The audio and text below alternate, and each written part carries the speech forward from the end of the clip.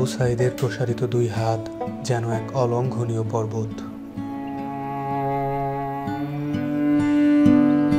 কোনো বর্গীর সাধ্য নেই যেটা অতিক্রম করে বাংলাদেশের মানুষকে স্পর্শ করতে পারে।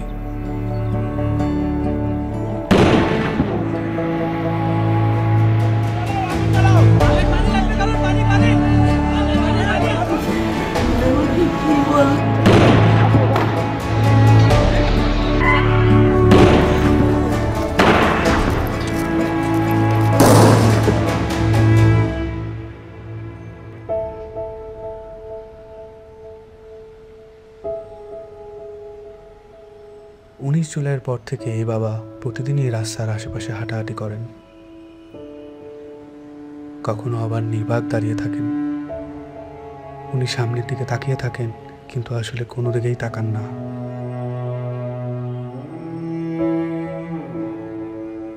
যেসব রাস্তা দিয়ে ওনার ছেলে হাঁটত, ওইসব রাস্তায় উনি দাঁড়ালে উনি ওনার ছেলের রুম পান। আমার ছেলে মৃত্যু অবস্থায় যখন দাফন দিতে নিয়ে যাবে, এর আগে যখন দেখছি যে হাসতেছে, সে হাসতেছে, হাসি মুখ অবস্থা। ইভেন্টের কাজ করতো, শুধু বাপেরে কিভাবে একটু সাহায্য করে। কোনো আজে বাজে আড্ডাতে ছিল না। ওই সারাদিন শুধু কলেজ থেকে আসা ও একটুখানি বিকেলবেলা একটু বন্ধু বান্ধব নিয়ে ক্রিকেট খেলতো, ক্রিকেটের পাগল।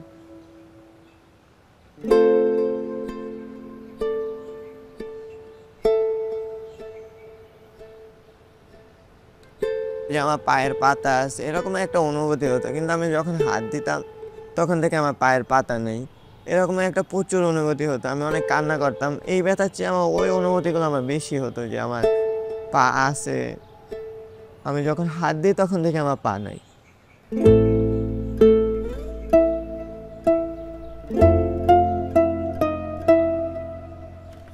এই হসপিটালে আমি অল্প কিছুদিন হলো আসলাম। পা দিয়ে নতুনভাবে হাঁটা শিখতে আসছি। মানে ছোটকালে যেভাবে হাঁটা শিখেছে মা, ওই রকমের এখানেও হাঁটা শিখাচ্ছে আর কি।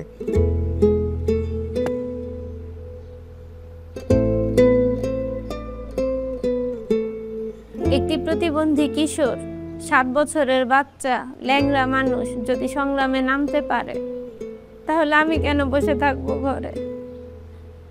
একদিন তো মরতেই হবে।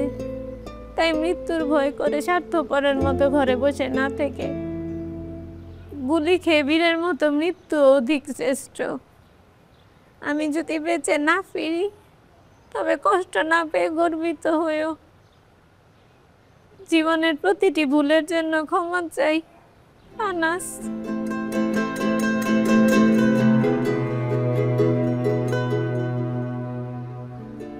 আমার সন্তানের বুকে গুলি লাগছে, আর ছিদ্রটা হয়েছে আমার কলিজায়। আল্লাহ পাক যতদিন আমাকে হায়াত দিছে, আমি এই হাহাকার নিয়ে বেঁচে থাকবো।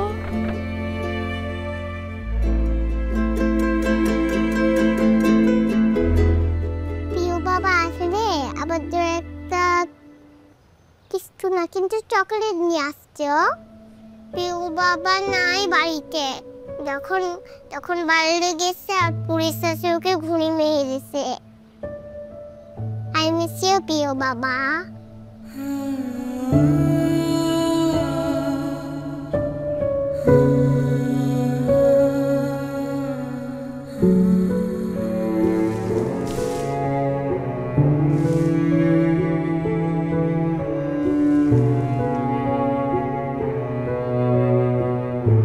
এখন যে চেম্বারের মধ্যে বক্তব্য দিছিল যে আমরা কোনো সরকার বিরোধী আন্দোলন নয়, আমরা নিজের অধিকার আদায়ের জন্য বলে বলা খাওয়ার পরে ওদের পমেল বড়ুয়া ওই ছাত্রলীগের লিডার আসছিল, তাই সেই গলা চিপি ধরছিল, গাল মুখত থাপড় মারছে।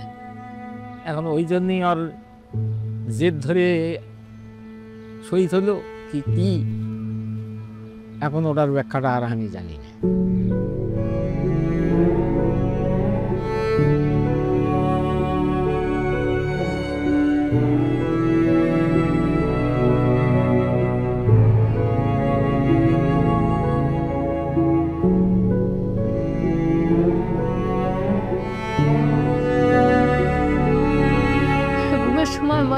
খাইয়া ঘুমায়, সেই ঘুমটা ঘুমাইতে পারে না, তখন আফাইতে পাই করে উলট ফুলট করে ঘুমের লেগে আবার উঠে কোলে লই।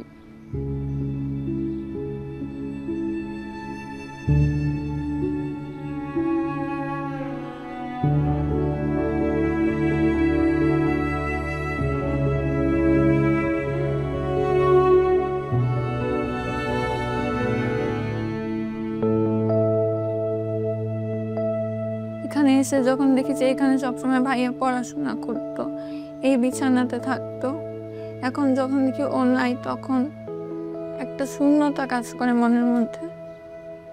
খারাপ লাগে যখন দেখি যে ভাইয়া এই রুমে নাই। এই ছবিটা 18 জুলাই আমার আন্টি নাজিয়া খান ফেসবুকে পোস্ট করেছিল।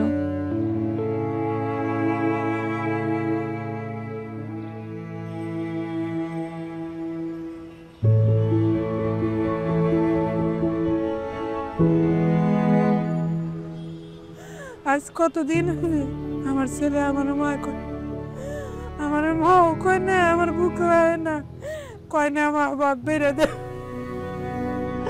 আমার সন্তানদের যারা যেভাবে মারছে আল্লাহ তাদের বিচার করুক। আমি সরকারের কাছেও বিচার চাই, জনগণের কাছেও বিচার চাই। আমার সন্তানদের মারছে, হাজার হাজার মায়ের বুক খালি করছে, যে কালি করছে তারও বিচার করুক আল্লাহ। কতটা তুমি হারালে বন্ধু, কেঁদেছে অন্তর, জানো না তুমি হারাবার ব্যথা, জানে পলাশির প্রান্ত। হারিয়ে গেছে যেখানে মায়ের সোনার নোলখানি, গোলা ভরা ক্ষেতের ফসল, সাজানো ফুলদানি। এ হারানোর বেদনা তুমি রেখো অন্তরে, দেখবে তোমার দুঃখ লুকাবে পলাশির প্রান্তরে। বাংলাদেশের বুকের ওপর চেপে বসা 36 দিনের এই ভারই আমরা নিতে পারছি না। একবার ভাবি চলেন 16 বছরে কত বড় ভার হয়ে এটা আমাদের বুকের ওপর বসেছিল। এই ভারই আমাদের শক্তি দিক সংস্কার করে নতুন বাংলাদেশ গড়ার।